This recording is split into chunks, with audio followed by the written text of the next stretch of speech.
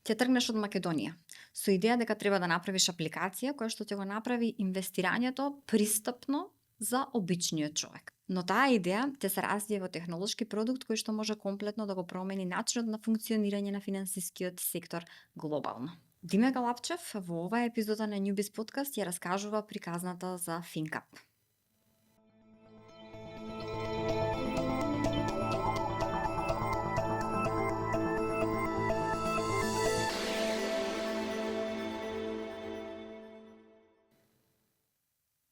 Диме, добре дојде во новата епизода на Newbiz подкаст.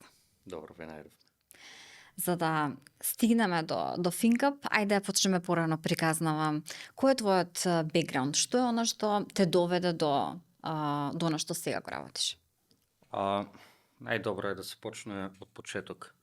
Прво да дадеме малку основа. FinCap е технолошка компанија што развива вештачка интелигенција за автоматизирање на финансискиот сектор. Како дојдовме, значи тука имаме неколку ствари, имаме желба за автоматизација, желба за напредна технологија и желба да го управиме финансискиот сектор. Патот почнува желбата за автоматизација и технологија, автоматизација, желбата доаѓа од чисто гледање на неефикасни системи околу нас, значи не зборуваме, не е само државата што не е ефикасна, но огромен број од бизнисите, од особено финансискиот сектор, има многу долг пат да дојде до некој степен на ефикасност, додека делот на технологија е, мислам дека сите што сме растени, особено од 80-ти, 90-ти години, што сме бевме изложени на многу промени во технологијата, почнувајќи од касети, CD, DVD, само како медиуми на сторич, но тоа е само пример на колку се промени и се заборави што беше другото. Тоа ти инспирира дека уствари тоа што го имаме денес не е ништо тоа што ќе го имаме утре. Па те става и да работиш на тоа. Значи нафлегуваш од малку кога ќе нафлезиш од првите компјутери, првото основите на програмирање во C, додека веќе на 30 кусур години работење со прилично напредна технологија, вештачка интелигенција, сензори и слично, додека финансискиот сектор работев долго години во него и беше очигледно дека тој е столбот на секое здраво општество, значи од едукација на како со ресурсите што ги имаш да располагаш, до пристап до финанси, е многу важно како основен столб на секој општество, нешто го викаме long term financial planning, пред да почнеш да одиш дали на биткоин, дали да инвестираш во акции или среди си ги основните три столбови. Тоа ти е штедни влогови, има и пари настрана, има и осигурување, тука спаѓа здравствено осигурување, животно осигурување на кола, на куќа, покри си го тој дел, бидејќи животот е премногу непредвидлив, и пензиски влогови, што бидејќи 90% од луѓето не планираат цел живот да работат, но исто така некогаш треба да му го отстапиш местото на следната генерација. Не е само сите да работиме и да живееме бесконечно. Склопот на тие три работи не натера пред 3,5-4 години да започнеме со првично систематско гледање на проблемите што доаѓаат и како тие да се решат. Беше очигледно дека тоа што новите млади генерации повеќе одат блиску кон биткоин, наместо да тргнат штедни влогови или па некое пензиско, е причината заради атрактивност или трендирањето. Значи, тој тип на алтернативни инструменти се многу поатрактивни и полесно достапни отколку традиционалните, кои што стануваат одбивни, тешко достапни, бараат многу документација и слично.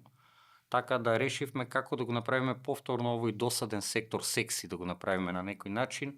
Очигледно беше дека треба да го отстраниме човечкиот фактор во него, бидејќи тој што најнего придонесува да биде досаден секторот, вештачка интелигенција е многу добра технологија за да замениш многу операции кои ги работи човекот, што претходно беа тешко се заменува со традиционалната дигитализација, да речем. Некаде прочитав дека FinCap треба да биде платформа за инвестирање за обичните луѓе, за секој да може да има пристап.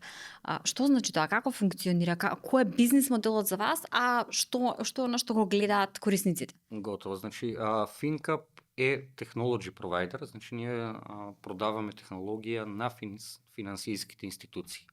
Финансиските институции ја користат таа технологија, значи end юзерот е корисникот кој преку таа технологија може да добие многу лесен пристап не само до инвестиции, до овие осигурителни и пензиски, исто така полиси, да може да ги добие. Но во процесот на добивање на пристап и користење на овие да се едуцира, да има транспарентност и да има исто така помош од секој да има свој финансиски советник, кој што ќе му направи за него која е најдобрата опција и план за тебе без да гледа интереси на компанијата или лични.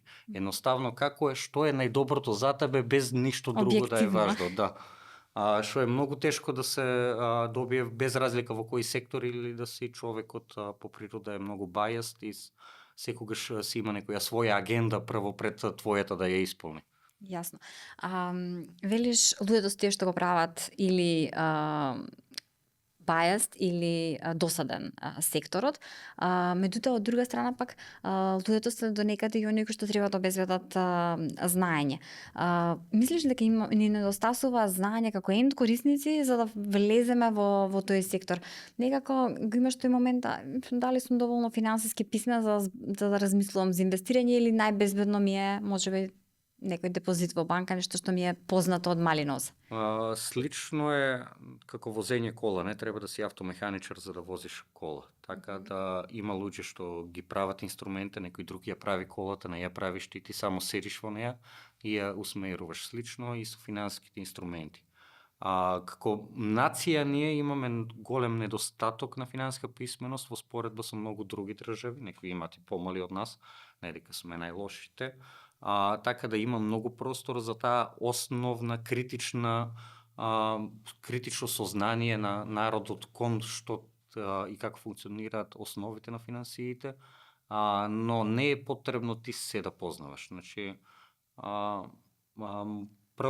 првично имаш луѓе, консултанти во банка ќе ти кажат, ќе советуваат, секој има пристап до тие луѓе.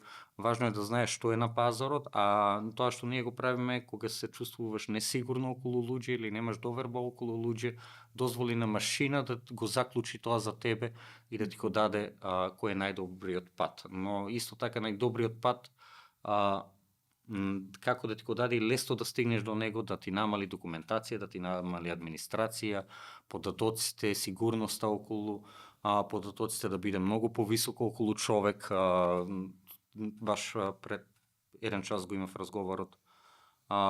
Кога се јавуваш во кол центар во банка и кога ги кажуваш твоите податоци, се чувствуваш сигурно, ама кој работи од другата страна на кол центар? Не знаеш кој може би си ги запишува. Не, буквално, ако размислиш, ти не праша како е вашето сигурно, му вика еве ги податоците, кај вас у дата база, потребна е енкрипција, декрипција што ќе трае многу години на неа за да некој да ги растори, додека јас за да ги добијам податоците на вашите клиенти, се што треба е некој од кол центарот да го седнам во кафана и со 3 пијачки да ти ги каже сите работи што не треба. Така да очигледно е дека комбинацијата на едината на финанси е во автоматизацијата од вештачката интелигенција, но исто така ќе биде потребен еден мал дел на човеков допир, да речеме, особено кога се прави муабет за многу поголеми, кога се целосната животна заштеда, ако ја ставаш, пак би сакал тоа што ти го даде компјутерот да го поминиш еднаш и со човек.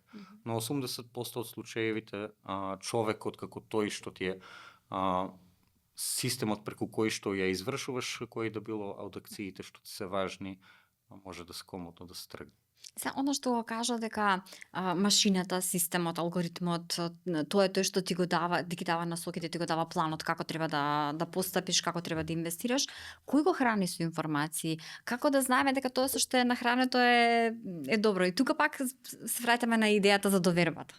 Од една страна, ај вака да го дадеме пристапот, која книга учел човекот. Јас, знаете, кога учел, и он заврши пред 20 години, му викам дали сега заврши, оти пред 20 и сега, не е исто никако функционира светот, ниту па бизнисот. Со вештачката интелигенција, тоа што што ја раниме на огромни податоци. Значи не ја раниме само на оваа книга, него раниме само на ова мислење, не само на овие извештаи, туку ја тренираш на огромен број на податоци, што кога веќе на таа скала на огромен број на податоци се самите од себе се чистат тие што немаат логичност. Кога располагаш со малку податоци е многу лесно да направиш грешка, бидејќи ги немаш сите податоци, но кога веќе на голем број обем од податоци тие грешки се намалуваат. Секако и вештачката интелигенција не е 100% и цело време точна. Моментално сите се трудиме да стигнеме над 98% од резултатите што ги дават да се на човеково ниво или повисоко од тоа, но е многу по-конзистентна од страна на човек. Значи ако имаш ти 98,5% од неа, човекот у принцип има околу 70% на, да речеме, на секоја одлука што ја донесува да е правилната во тој период. Како се екипирани во FinCap? Како функционирате, колкав тим сте, кој зашто е задолжен? Тимот порасна во последните 4 години, веќе сме 12 луѓе. Имаме од техничка гледна точка, од нормални девелопери до инженери што се за вештачка интелигенција, data science и секако стандардното за секој бизнес, бидејќи мораш да продаваш ако сакаш да опстанеш, маркетинг и продажни оддели. Од идеја до сега, ако се вратиш по однос на тим, на промени, на одлуки донесени, грешки направени, што е оно што вака ти се враќа како клучни milestones? Некоја кавга може би во тимот? Искрено, ние најверојатно може да напишеме Библија на грешки правење, особено на сознание и наменување на пристапот на како да стигнеш до својата цел. Целта на што сакаме да постигнеме, што кога ја отворивме компанијата е иста, но начинот на како да стигнеме до таму, вклучувајќи технологијата, како да ја примениме, се смени. Може би најпознато е моментот кога првично сакавме ние наша апликација да ставиме преку нас да ги земаат инвестициите, технички B2C кон клиентите, кон крајниот корисник, ние да бидеме нешто како Invest 212, таков тип на? Да речеме, каде што сите наши технологии ќе ги споиме на едно место, но брзо видовме дека еве и да успееме и да сме многу успешни во тоа, колку би имале 1 милион корисници, тоа те прави мултимилиардер во светот, нашиот бизнис со 1 милион корисници, но ти би сменил само на 1 милион корисници. Значи, тука си го сменивме целосно концептот и решивме технологијата што прво ја развивме за нас, многу повеќе би променила ако почна да ја користи традиционалниот сектор. Бидејќи на тој начин ќе може да имаме повеќе систематска промена, заради тоа што 80% од популацијата се уште сакаш нечиш парите ти се во банка. Ти не и веруваш, ама правиш како ќе ти каже банката. Штедните влогови на родители, на баба и дедо, ти се во банка, не се на некој биткоин или на нешто. Така да очигледно беше дека ако сакаме помасивна промена, мора да се променат помасивните традиционални институции. Патот не е лесен за тоа, што си поголем, толку си потежок на промена. Што си поголем, значи си постар, што си постар и си поконзервативен. Така да, иако променивме целосно концептот, сега се држиме до ова, но на патот пак до пристапување до тие финансски институции исто така се променија и таму грешки се направија. Прво почнавме, ајде целосна дигитализација да ви ги дадеме сите автоматизации што ги направивме наеднаш.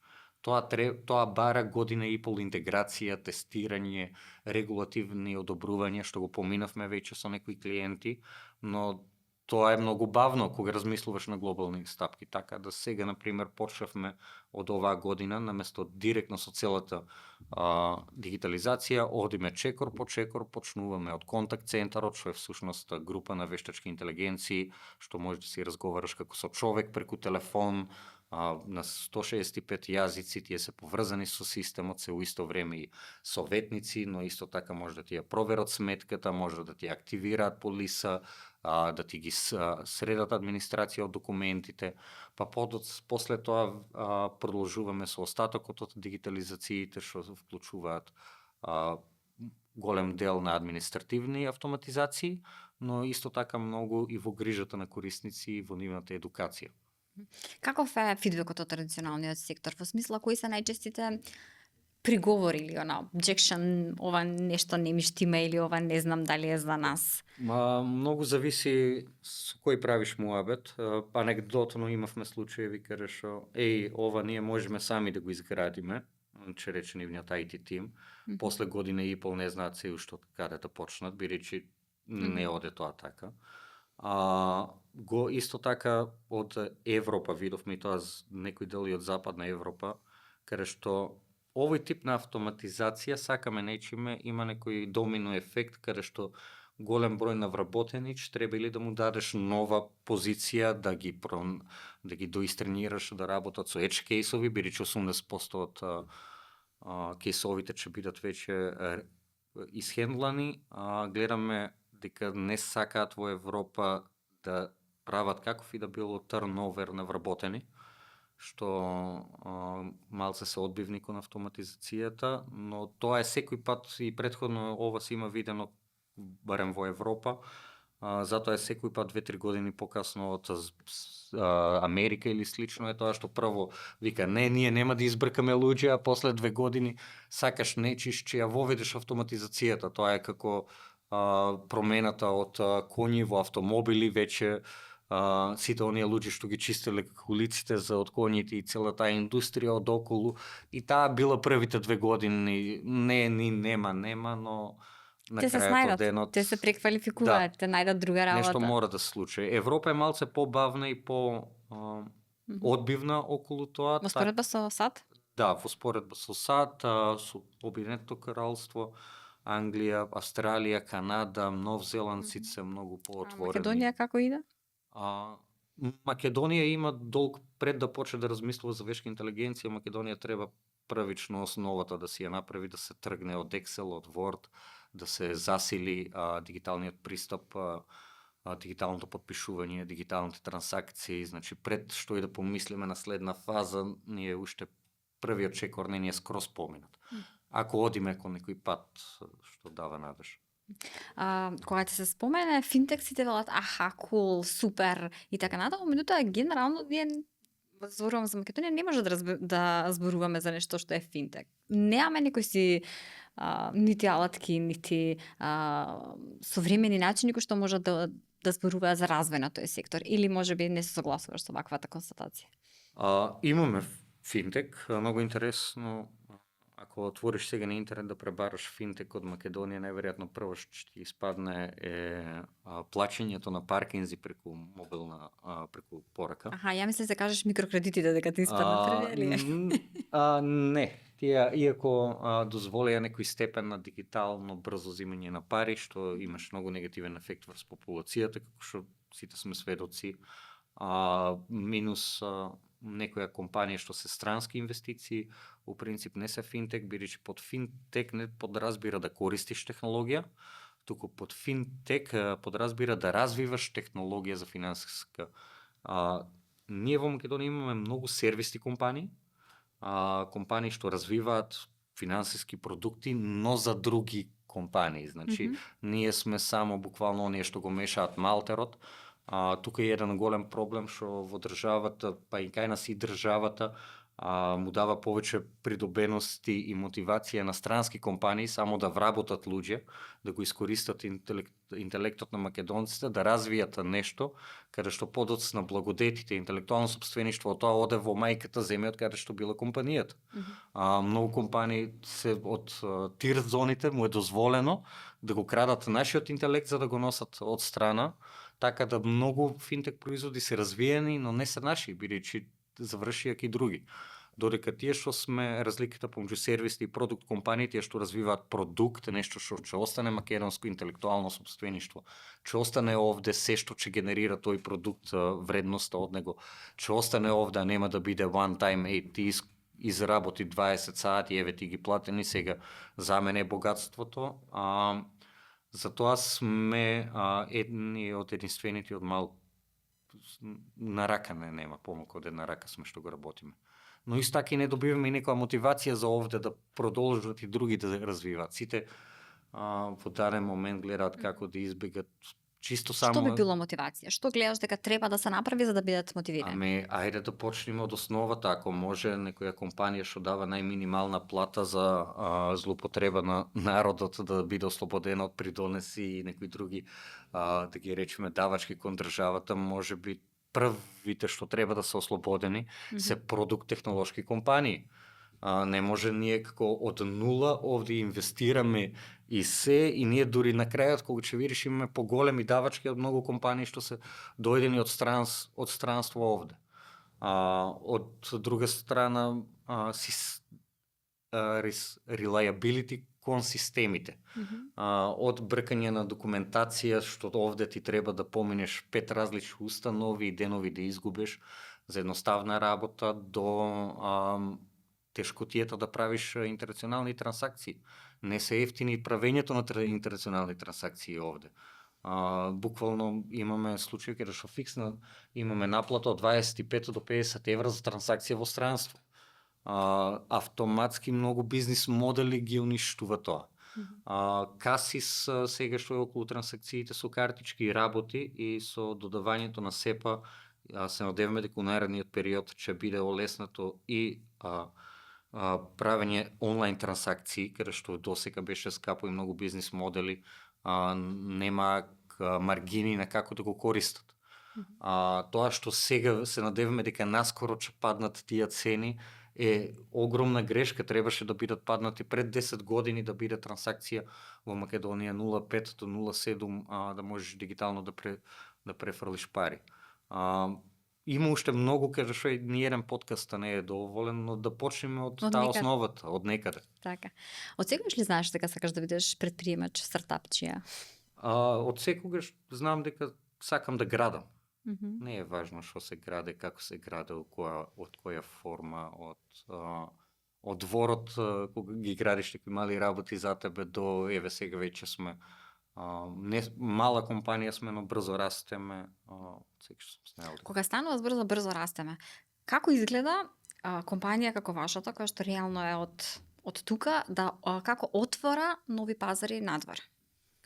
Почнува од -5. Прави што секој македонец почнуваме од -5, особено зимичи. Значи ние бевме сретнати со еве го покажуваме, ова е наше, од каде сте од Македонија, нема шанси некој од Македонија да изгради вакво нешто. Значи имаме истостепена доверба, премногу измами се случуваат од нашата држава, така да кога одиш да продаваш автоматски, како што кажав, почнуваш од -5, а не од 0. Така да секој пат во ширење на пазарите е тежок и трае малце подолго време за разлика ако се споредиме од други пазари и стартапи што доаѓаат од таму. Каква ви е визијата? На каде се гледате можеби следниот 2 до 5 години, ајде да не ширам многу? Ние иако имаме визија што е на долго трајно, секој пат гледаме што можеме оваа година, што можеме следната година. Во наредните 2 години ние најмногу важно да и го завршиме целиот екосистем на автоматизации од различни типови на продукти.